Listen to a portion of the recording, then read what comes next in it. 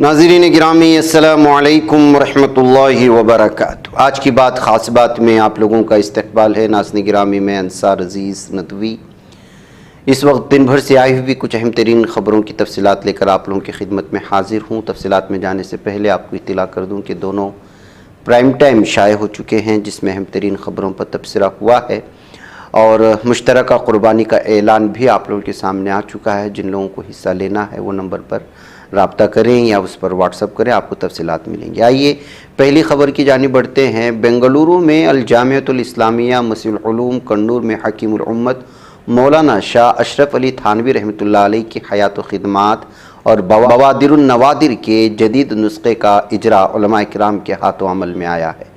इस मौके पर मौलाना नेमतुल्लाह आज़मी, मौलाना सैयद बिलाल अब्दुल हई हसनी नदवी, मौलाना खालिद सैफुल्लाह रहमानी, मौलाना मोहम्मद यामीन जलालाबादी और जामिया के नायब मोहतमी मौलाना फसीहुल्लाह खान कासमी और दीगर उलमा इकराम भी शरीक थे।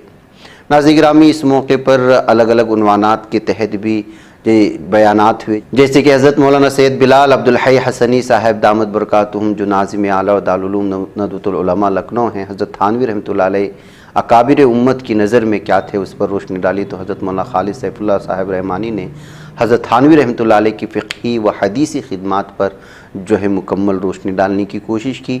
हज़रत मौलाना नूरुल हसन राशिद साहब कांदुली रहमतुल्लाह अलैह बवादिरुन नवादिर का तारुफ़ पेश किया। तो वहीं हज़रत मौलाना मोहम्मद यामीन साहब जलालाबादी हज़रत थानवी रहमतुल्लाह अलैह की मुख्तसर सवाने हयात पेश की। इसके अलावा भी बहुत सारे उलमा इकराम थे जिन्होंने जो इस मौके पर अलग अलग अंदाज़ में हज़रत थानवी रहमतुल्लाह अलैह के सिलसिले में बहुत सारी तफसीलात फराहम करने की कोशिश की। इस सिलसिले में कुछ झलकियाँ हमने अपने जो है चैनल पर अपलोड कर चुकी हैं। चूँकि लंबा प्रोग्राम था तो इस वजह से सोचा कि उसकी झलकियाँ रखें, आप वहाँ जाकर के इसकी तफसीलात भी हासिल कर सकते हैं। नाज़रीन गिरामी, मुल्क में मौसम गर्मा से पैदा होने वाली संगीन सूरत हाल से महाराष्ट्र भी बुरी तरह से मुतासर है। रियासत के बेशतर इलाके ज़बरदस्त खुशहाली से नबरद आज़मा हैं। कई अजला ऐसे हैं जहाँ पानी की शदीद किल्लत के अलावा मवेशियों के लिए चारे तक का ज़बरदस्त फुकदान पैदा हो गया। इस सूरत में NCP के सरबराह और ख़दावर लीडर शरद पवार ने वज़ीर आला एकनाथ शिंदे को ख़त लिखते हुए खुशहाली की सूरत हाल से लोगों को राहत देने के लिए फ़ौरी इक़दाम करने का मुतालबा किया है। मुंबई की ख़ुसूसी अदालत ने हाल ही में एक बयान दिया है कि लाखों डॉलर के घोटालों में शामिल नीरव मोदी, मेहुल चोकसी और विजय माल्या इसलिए मुल्क से फ़रार होने में कामयाब रहे क्योंकि जांच एजेंसियां उन्हें मुनासिब वक्त पर गिरफ्तार करने में नाकाम रहीं। स्पेशल जज EMG देशपांडे ने इंसदाद मनी लॉन्ड्रिंग एक्ट के तहत मुलजिम की ज़मानत की शर्तों में तब्दीली के मुतालबे वाली अर्जी पर समाअत करते हुए ये तबसरा किया है। एग्जिट पोल ने जहां शेयर मार्केट में उछाल ला दिया है, वहीं सोने व चांदी की कीमतों में गिरावट भी ला दी है। मल्टी कम्योडिटी एक्सचेंज MCX पर सोने और चांदी की कीमत जुमा के मुकाबले आज ज़्यादा कम हुई। जुमा 31 में को चांदी की कीमत 91,570 रुपये फ़ी किलो थी, जबकि सोना 71,886 रुपये फ़ी 10 ग्राम था। लेकिन जब पीर को कम्योडिटी बाजार खुला तो सोना और चांदी काफ़ी सस्ता हो गया था। दिल्ली की ओखला रेलवे स्टेशन पर ताज एक्सप्रेस में आग लगने का मामला सामने है। बताया जा रहा है कि 2280 ताज एक्सप्रेस ट्रेन होखला तुगलकाबाद ब्लॉक सेक्शन पहुंची थी, तभी एक कोच में आग लगी। फिर ये फैलते हुए 4 डिब्बों तक पहुंची। आग लगने की खबर मिलते एहतियातन ट्रेन के बाकी हिस्सों को लगेज कंपार्टमेंट से अलग कर दिया है। लोकसभा इंतखाबात की 7वीं मरहल खत्म होने के बाद अब 4 जून यानी मंगल के रोज़ वोट शुमारी हुई। साइन कबल आज इलेक्शन कमीशन ने एक प्रेस कॉन्फ्रेंस की जिसमें कई अहम बातें लोगों के सामने रखी। सबसे पहले तो इलेक्शन कमीशन ने लोकसभा इंतखाब 2024 में हिस्सा लेने वाले सभी वोटर्स का खड़े होकर इस्तकबाल किया।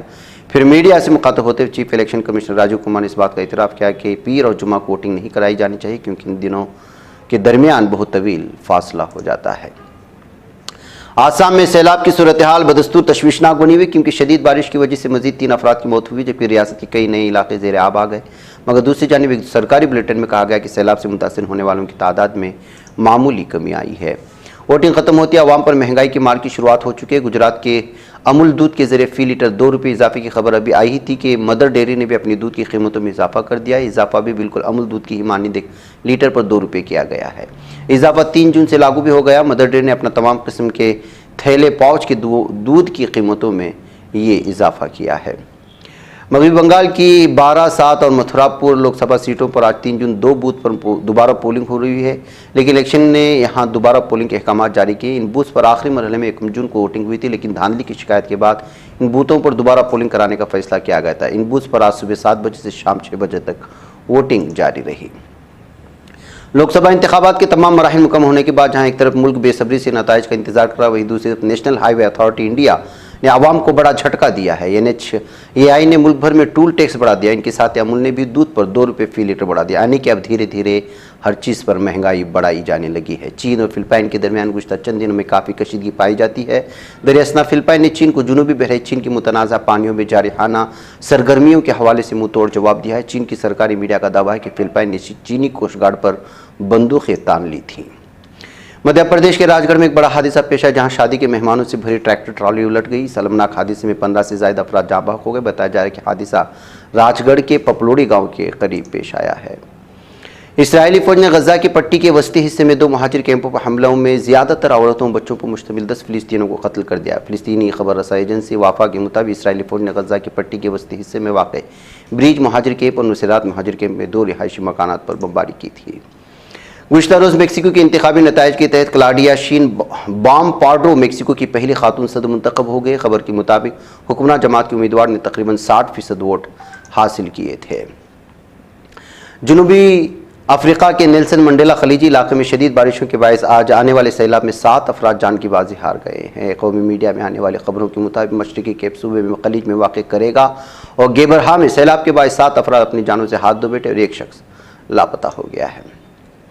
इधर अमेरिका की रियासत ओहायो में मुसल्लह हमले के नतीजे में एक शख्स हलाक और 25 जख्मी हो गए। इतलात के मुताबिक ओहायो के इलाके आकरून में कल रात एक सालगिरह पार्टी पर एक मुसल्लह हमला किया गया। हमले में एक शख्स के हलाक होने की और कई लोगों की जख्मी खबरें आती रही। जनूबी अफ्रीका में 1994 में नस्ल परस्ती के खात्मे के बाद से पहली मरतबा नेल्सन मंडेला की जमात इंतखाबात में अक्सरियत से महरूम हो गई। मुल्की इलेक्शन कमीशन के मुताबिक जनूबी अफ्रीका की हुक्मरान जमात ANC को हालिया इंतखाबात में सिर्फ 40% वोट मिले। यूँ ANC 30 साल में पहली मरतबा इंतखाबात में अक्सरियत हासिल नहीं कर सकी है। जापान के सूबे ईशिकावा में 6 की शिद्दत से ज़लज़ले के नतीजे में 5 इमारतें मुनहदिम होने की खबरें आई हैं। श्रीलंका में शदीद बारिशों के नतीजे में आने वाले सैलाब और लैंड स्लाइडिंग में 10 अफराद हलाक और 5 लापता हो चुके हैं। नाज़रीन, फ़िलिस्तीनी इंतज़ामिया ने ईरानी रहबर अली ख़ामेनेई के बयान पर रद्द-ए-अमल का इजहार किया कि गजा की पट्टी में जंगबंदी के मुआहदे की कोई उम्मीद नहीं की जानी चाहिए। सरकारी फ़िलिस्तीनी खबर रसाई एजेंसी के मुताबिक फ़िलिस्तीनी इंतज़ामिया ने कहा कि ख़ामेनेई ने कहा ये जंग एक ऐसे हसास लम्हे पर रोनुमा हुई है जब दुश्मन अपने मनसूबे को अमली जामा पहनाने की कोशिश ताकि ये खित्ते को कंट्रोल करे। तमाम हिसाब किताब पूरा, किसी को भी गजा में जंगबंदी के मुआहदे पर उम्मीद नहीं रखनी चाहिए। बताया गया कि इस्राएली इंतजामिया अमेरिकी सदर जो बाइडन की तरफ से ऐलान करदा गजा की पट्टी में जंगबंदी और कैदियों की तबादले की तजवीज़ के बेशतर नुकात को कबूल कर लिया है। इधर जालिम दहशत इसराइली गुंडों ने शामी शहर हलब में बास फौजी ठिकानों को निशाना बनाया है। शामी इंतजामिया के करीबी सोशल मीडिया अकाउंट ने बताया कि इसराइली ड्रोन्स ने हलब के देही इलाके हयान में वाक़ बास फौजी ठिकानों पर यह हमला किया था, जबकि वहाँ के आवाम का कहना है कि आवाम पर जालिम दहशत इसराइलियों ने हमला किया, जिसमें कई मकामी लोग शहीद हो गए। नाज़रीन, मुझे इजाज़त दें। अस्सलाम वालेकुम रहमतुल्लाहि व बरकातुहू।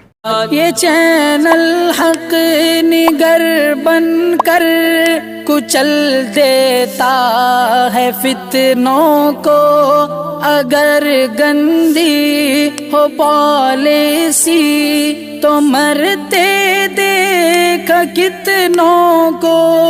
इसी बाजार में बिकते हुए देखा है सपनों को, सभी यकसां है ये पैगाम दो गैरों को अपनों को।